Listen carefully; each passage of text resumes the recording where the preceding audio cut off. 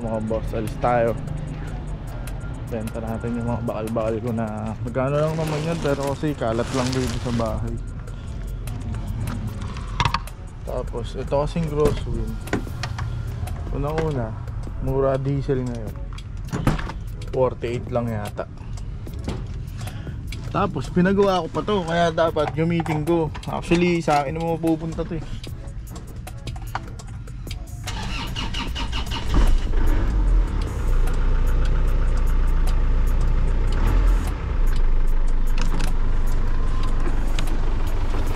Dumi na naman tayo. Kapapakaros lang nito, pero parang dumi na naman.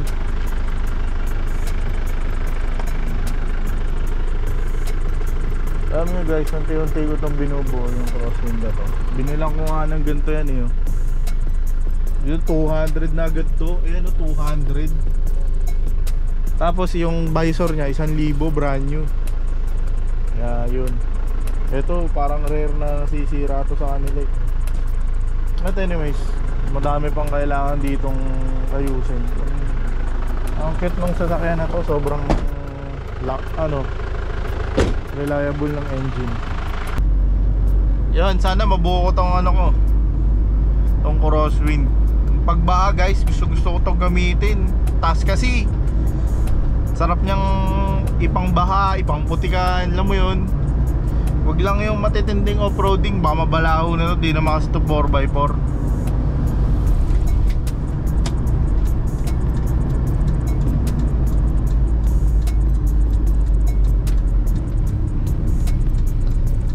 Balik muna tayo sa bahay. Sinaiwan ko yung phone ko.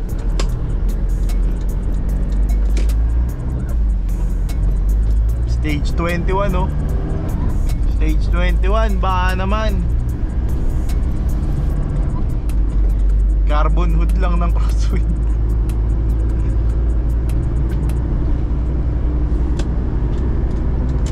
Ayan, this is my little project na unti-unti ko binubuo. Mahirap magbuo mga boss ng dalawang auto. Pero sa totoo lang ito, binabalik lang namin sa parang original like ito, pangit kasi. Yung bang maayos lang magagamit, di naman to yung para mag JJDM o pang build. Ganun, tsaka ayoko na lowered. Lowered na yung kotse ko eh.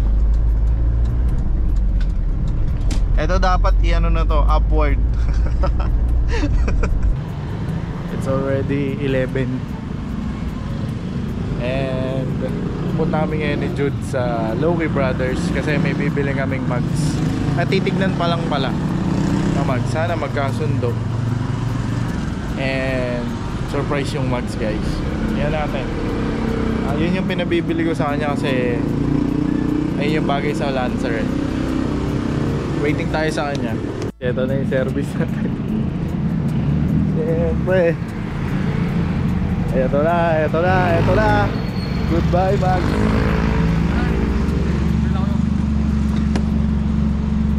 Sana pala yun, dadaan tayo sa Fernando. San Fernando. Ang dilim. Kamaya na lang. Stop. Dito tayo sa Loki. Kita ka ba tol? Yan si Papi. Tapos ito yung mga build nila.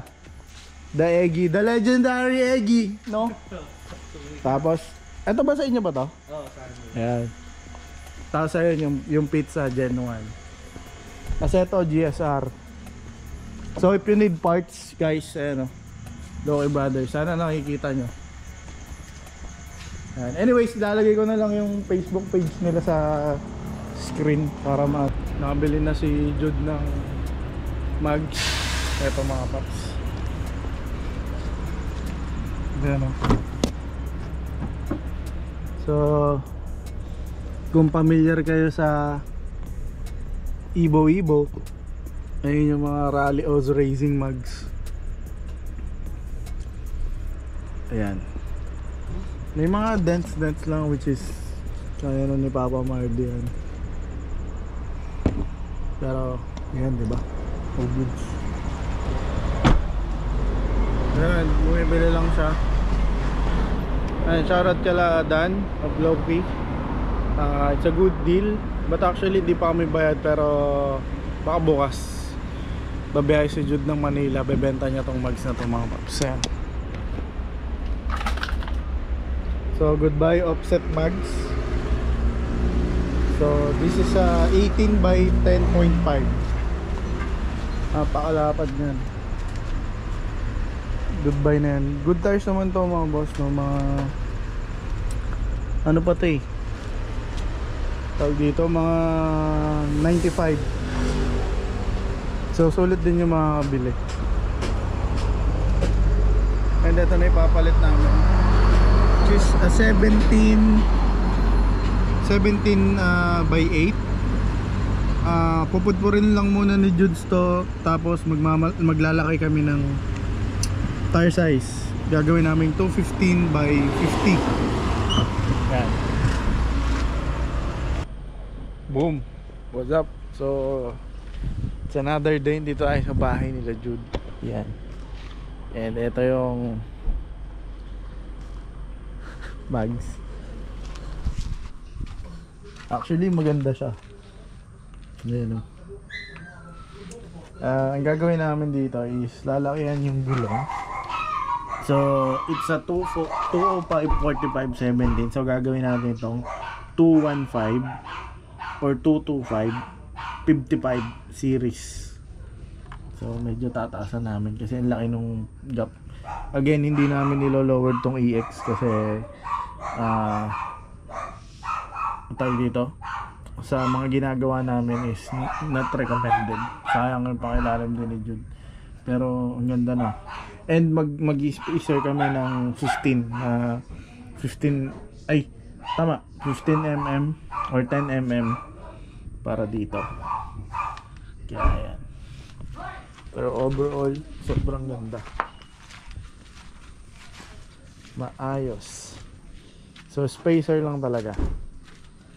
And ano, yung ano, tong item, ipapasok natin to. Konti. Hindi, ang nakikita ko sakto na dito. Ganito yung nakalabas. Oo. Anyways, ano. Kaya pantay siya eh.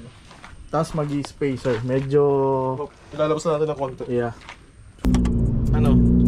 Balik kami sa Loki para sa payment.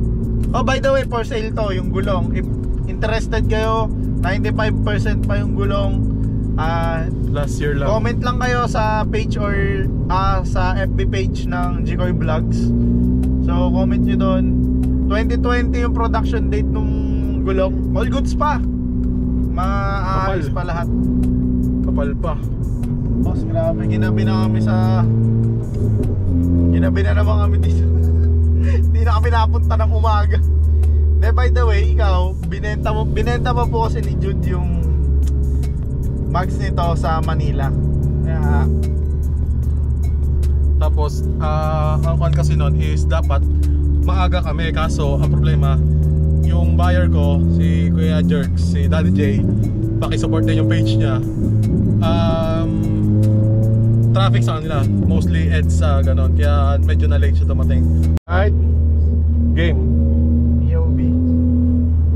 Hindi na kita papakita na eh. Yeah, dito na tayo driving. POV na lang.